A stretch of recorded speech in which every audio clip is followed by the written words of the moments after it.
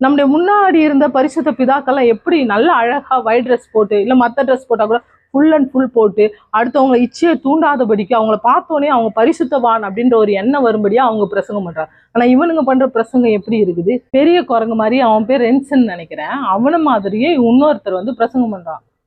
அவன் வந்து of trouser கிழிஞ்சு போன சட்டை மாதிரி இருக்குது, பேசுற வார்த்தைகள் சுத்தமா சரியில்லை. தேவனுடைய அன்பு தான் பரிசுத்தம்ன்றான். அன்பு வேற, பரிசுத்தம் வேற. தேவன் தெளிவா விளக்கம் பண்ணி இருக்கிறாரு. தெளிவா தேவன் நமக்கு அதுக்கெல்லாம் விளக்கம் கொடுத்திருக்கிறாரு. அது மாத்திரம் இல்ல, அவன் என்ன சொல்றான்னா, இன்டர்கோர்ஸ் அப்படின்ற ஒரு வார்த்தையை அவன் யூஸ் பண்றான்.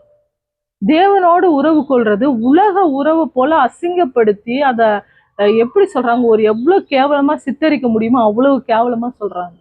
தேவனோடு உறவு பரிசுத்த உறவா தான் இருக்கணும். அப்படிப்பட்ட தவறான உறவு கிடையாது. அது உலக பிரகாரமா கணவன் மனைவி வைத்துக் கொள்ளுகிற உறவை கொண்டு போயிட்டு தேவனோடு கூட வந்து அவ்வளவு அசிங்கமா கம்பேர் பண்றான். இதுக்கெல்லாம் வந்து இதுக்கு முன்னாடி நம்முடைய தமிழ்நாட்டுல உள்ள யாரும் உங்களுக்கு தெரிஞ்சா நீங்க கமெண்ட் பண்ணுங்க. ஒரு ஊழியர் இந்த மாதிரி பேசியிருக்கிறாரு.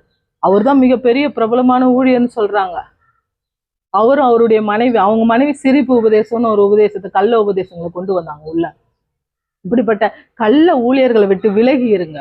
விலகி இருக்கணும். தேவனுடைய பிரசனம் உங்களோட கூட இருக்கணும். ஏன்னா தேவ பிரசனம் எல்லாம் தேவையில்லைன்றாங்க இந்த 2 பேரும். அவருடைய மெசேஜை பார்த்தீங்கன்னா தெரியும். இப்படிப்பட்டவங்களுடைய வார்த்தைகளை கேட்டு நீங்க பின்மாற்றத்துல போயிடாதீங்க. இத ஒரு கிறிஸ்தவலா, ஒரு கிறிஸ்தவ சகோதரியா நான் உண்மையா நான் கண்டிக்கிறேன். இதை தயவு செஞ்சு நீங்க யாரும் பார்த்து கெட்டு போகாதீங்க. தேவன் உங்களுக்கு கொடுத்திருக்கிற சபையில, உங்களுக்கு கொடுக்கிற வார்த்தையில, நீங்க படிக்கிற வார்த்தை கண்ணாடியை போன்றது. உங்களை சரி செய்து கொள்ளுங்க. சீர்திருத்தலுக்கு ஏற்றதா அந்த மெசேஜ் இருந்தால் அதை ஏற்றுக்கொள்ளுங்க. இப்படிப்பட்ட காரியங்களை விட்டு விலகுங்க. கர்த்தர் தாமே உங்களை ஆசீர்வதிப்பாராக. ஆமென்.